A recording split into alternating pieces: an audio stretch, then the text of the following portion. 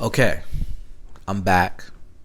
This is another topic that was too much for me to type that I wanted to get into. I want to get into Drake and the Iceman, right? Because let's set this up. So, I am a Drake fan.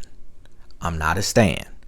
And I feel like before we start, we gotta set those boundaries because people get in the comments and they go crazy. Now, as a fan, a Drake Day One fan, I'm a fan of the music and this whole thing, right? Now, I'm not a stan. A stan feels like artists are infallible, meaning like they could do no wrong. You see them on Twitter and all these places. It means no matter what the artist does, they're going to rock with them. They like every new piece of material they put out. That's not me. I'm a Drake fan, and full disclosure, I've probably listened to way more hours of Drake's music than Kendrick's music, right? But I was able to say Kendrick won that battle and out chess Drake in every way, right? So that's just that's the setup because I know how the stand 'em gets. Okay, now I feel like what I want to do with this thing is I want to give a few of my predictions because I know that Iceman is supposedly dropping either this month or before the end of the year. So I want to come in, I want to give my predictions. So when it come back, we could go and we could talk, chop it up or whatever, right? But also I think it's just an interesting in retrospect when we look at Drake's career, right? Because I never imagined that Drake, the really one of the biggest artists of all times, would be in this place in his career essentially from a battle. Now, if we look at it I feel like I'll say Drake has been on a decline for like the past 5 years. And and what I mean by Drake declined is he still had a couple bangers, but they're not hitting they're not having the impact that they used to have. I feel like we were used to a space of like a Drake drop changed everything. It changed the careers of other rappers for the good, for the bad. It was just like, it was always like a cultural zeitgeist moment from shows you were watching on TV. There was always a mention of a Drake song or a Drake line. And, sure, time changes all of that, right? Like, you can't stay the number one guy forever and ever and ever, right?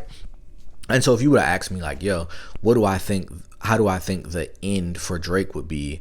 I would think it was what was starting to happen. Like, he'll probably decline a little bit, not be the number one guy all the time, but still so respected for his catalog and his career that you're never going to say Drake's name and be like, And now it's interesting to find ourselves in a place where people say Drake's name and it's kind of like, I feel like Drake was his best when the general public felt like, yeah, he's corny, but he make bangers, right?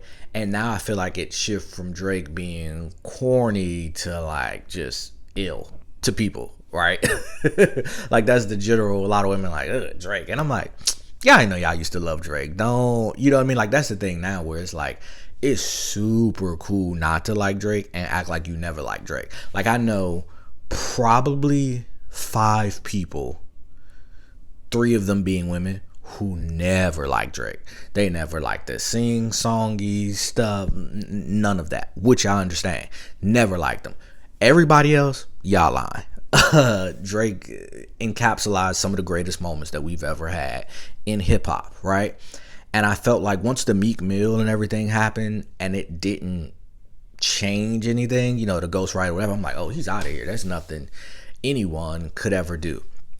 Now we get to Iceman. So one of the things I think is interesting about this Iceman rollout is I think that Drake dropping the web series, live streams, I think it's phenomenal, and I feel like nobody wants to really say that because it's not cool. Put it this way, if Kendrick or even J. Cole or just the artist that is somewhat currently in a better light we'll take it out of rap. if Taylor Swift, if Beyonce, if any of them were doing these live streams of their projects that was like part opera, play meets, this whole thing, I think it'd be like, yo, this is some of the most, because I think it's insanely innovative, that in the midst of the tour, he's doing these full length 2 hour plus episodes that are like a multimedia mix thing and doing it live. Like that's crazy. So I didn't really see a lot of people talking about that. I want to give credit where it's due. That's highly impressive.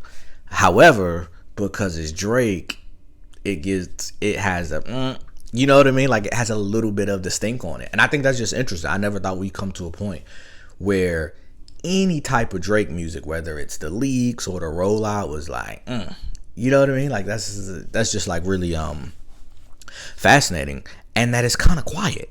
It's not like there's a basic anticipation about this Iceman album, but I think the anticipation is from this perspective of, we can't wait to pick it apart. We can't wait to see what he says about Kendrick. But it's not, yo, Drake's dropping a new album. Like, I remember when it's like, when a new Drake, just even the thought of a new Drake album, and everybody who's really into rap, like, yo, Drake about to, like, you kind of, it lifted your mood a little bit. Like, yo, Drake we about to get some records. You know what I mean? And so it's interesting that, Drake is on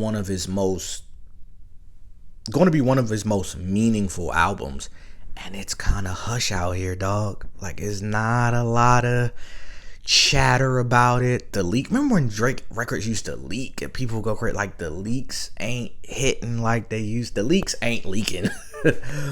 So that's just like a really interesting thing. So what do I think? Because I talked to the homies. Some people ask me like on Twitter and Instagram. Make sure to follow me at loltrev, all the platforms. So do you think that the Iceman album is going to live up? What do you think it's going to be? Here's my Iceman prediction. I don't give too much credit to the leaks, because I know that a lot of times when records leak, they're from months ago, years ago, whatever the case may be, right? So we don't really actually know what the only record we really could go with is What Did I Miss? And it was one other joint that I guess kind of gives us some idea what the direction of this album is going to be like, right? Man, I don't think we're going to get anything earth-shattering with this album, right? Because I'm thinking about it from this perspective, like, what is it that Drake could do excuse me and this is regarding the beef. What is it that he could do that would shed any light on the beef? He could say not a molester. He could say I'm not, just he could rebuttal everything Kendrick said, and that's not gonna matter. Nobody cares. The beef is over.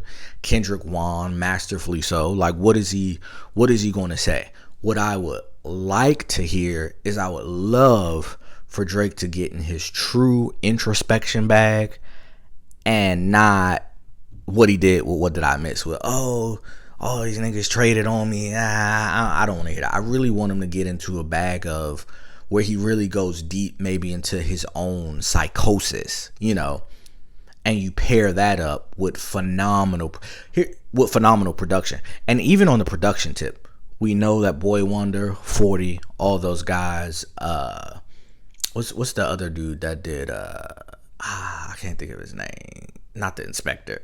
Y'all know what I'm talking about. The conductor. That's what I'm thinking about. Those guys are great.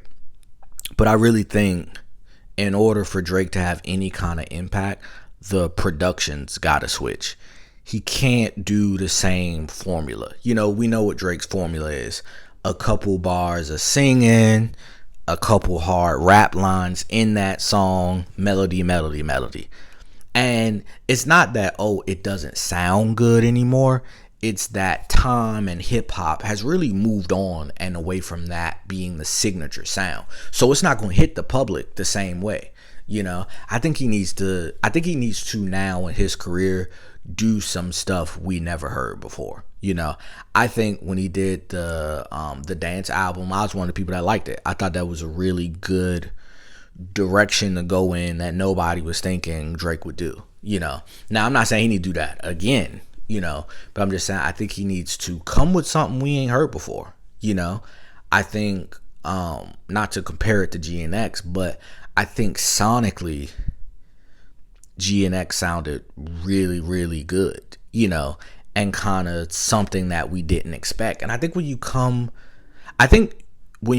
from left field, but it sounds dope, people will adjust to the fact that they haven't heard it before, and then it becomes the new standard for what people want to hear, and I feel like that's what Drake was always good at. He would come with some other type of melody, some different type of flow, and it may be weird at first, and then think about it, when what was the joint, started from the bottom, now we here, when that dropped, I remember so many people hating it. They didn't like the flow. They thought that Drake, this middle class Jewish kid, whoop-de-woo, like all of that. And like what happens with a lot of Drake music, you keep hearing it. You brushing your teeth, started from the bottom there. Where's that come? Like everywhere you go, you're in a grocery store, they play started from the bottom. You're like, and then next thing you know, you talking to your friend and be like, I started from the bottom. Like, you got Drake, baby. It happened. That, but I think that we're not in that era no more. So I think Drake and his producers, his writers, whoever, they gotta go in the lab and this is the expectation of failure for this album is at an all-time high. And I was trying to remember in rap, when has that ever happened? When there was an album that was the bulk of the anticipation was for it to not be good. You know what I mean? The bulk of it was you feel people already ready to scrutinize. Anybody that said, "Oh, I liked What Did I Miss?" People was like, "Oh, you like What Did I Miss?" What? And I was like, "Come on, that it's cool to hate Drake," and I get it. I think a lot of it has to do with Drake himself. I think a lot of the ways that he showed up on social media, a lot of the things he said, mainly through social media, and then a couple of them weird ass YouTube interviews. I think stuff like that has contributed to the Drake fatigue, and this is the guy that's on top. I think collectively in America, it kind of became like, this is our king. If you put him next to Kendrick, I think people feel like this is clearly the cooler looking choice for people, and that's how it goes. I think a big surge, Kendrick's always been a phenomenal rapper and dope, and he had his own lane that wasn't the entirety of anything, but I think when you slice the head off the king, then your territory expands, and I think that's where we are now. In terms of the lawsuits and the rollout from that, I hear a lot of people talking about it, and a lot of the hip hop journalists, and this whole thing is like, yo, Drake, and I agree with this, Drake is never going to be what he was. So I think everybody should get that out of his head. He's never going to be, the literal machine will not allow him to be that anymore. I don't think you get to go to war with the record labels and then become the hottest person ever again. It's not going to happen. And a lot of debates are like, well, the record label still will make money off of him. And it's like, yeah, his old catalog, in terms of how music worked, nobody cares about an artist's new work, especially when they've been that impactful. It's like if Michael Jackson was still alive, his new music would not matter, because to the labels, it's Thriller. You know what I mean? That's what the money maker, that's what the residual financial investment and income is. It's always in that past catalog. So I don't think the label gives a damn about Drake's new music, because all that is going to do is be used to promote his old catalog, which they own. So I don't ever think Drake is going to be the number one guy again, but I'm rooting for him musically. It's kind of like the Rocky thing. I'm hoping he's training and he's writing and whatever it takes to make the thing. But I'm I just don't think it's going to be impactful if he's going with the same formula. That's my thought. If he's going with the same formula, I don't think Iceman is going to do. And I'm not talking, and when I'm talking about impact now, I'm not talking about any numbers, because we don't know what these numbers mean no more. You know, we don't know how they're valuing a stream, who got real numbers, who got fake numbers. This AI, like, the world is crazy now. And so I'm not speaking to how commercially successful it is. I'm really speaking to just like, if people are feeling it. If you walking out in the street and it's like, yo, Iceman, he came with a bomb. Like, this is the one. You know, I don't think that's going to happen. You know, I think it's already faded to not be his best. And if it's decent, it's just going to be split. It's going to be 50-50. You know, and you could argue that most things are 50-50, but they're not. There are certain things that kind of like unanimously within a culture, like, this is great, you know, and if you don't feel like that, you're an outlier or the outcast or whatever, right? So I'm really interested, you know, I'm watching like a fan, man. Like, what is Drake going to do? Can he pull it off? Can he do it one more time and get out of this deal? Is Iceman actually going to be a classic? And then it makes you think about, like, what was the last classic Drake album? And then I started thinking about, what was the last classic rap album? You know, right now, I would say, I think Let God Sort 'Em Out, Clips. I think that one might be a classic. But, you know, it's still early. It was a quality album. Time gonna tell. You know, so I don't know, man. I think, you know, I'm very curious to see, is Drake going to do a Iceman 4, you know? And here's the thing. Should he even acknowledge the beef or say anything about it? I thought that he gave up on the beef too early, you know? I think that him stopping and, what was it, The Heart Part 6 or whatever the White Flag record was, I think that killed the momentum of anything that he could do. I think that he still had a chance to come with something. I think my whole thought at that time was, we should go club banger for club banger, you know, because my prediction before Not Like Us dropped, I literally was saying, you know, on socials and everything, like, yo, whoever comes with the club record is going to win. Whoever drops the club record, it's going to go. And so I think when Not Like Us came out, I think the perfect time for Drake to drop an anthem to go crazy in the club would have been then, you know, or at least he should have dropped No Face. If No Face would have came after Not Like Us, and then he would have hit him with a club, you know, I think it could have shit. Would he have wanted it in? I don't know, but I think it wouldn't have been where we are now, where it's like people kind of looking at him like he dead. You know what I mean? So that's where I'm at with it. These are my predictions. We'll see if it ages well or not. Features. Are they going to do? What do I think about the features? I think that we might get another Drake and J. Cole joint on one of their albums. That's one of my little I think they're gonna do it again.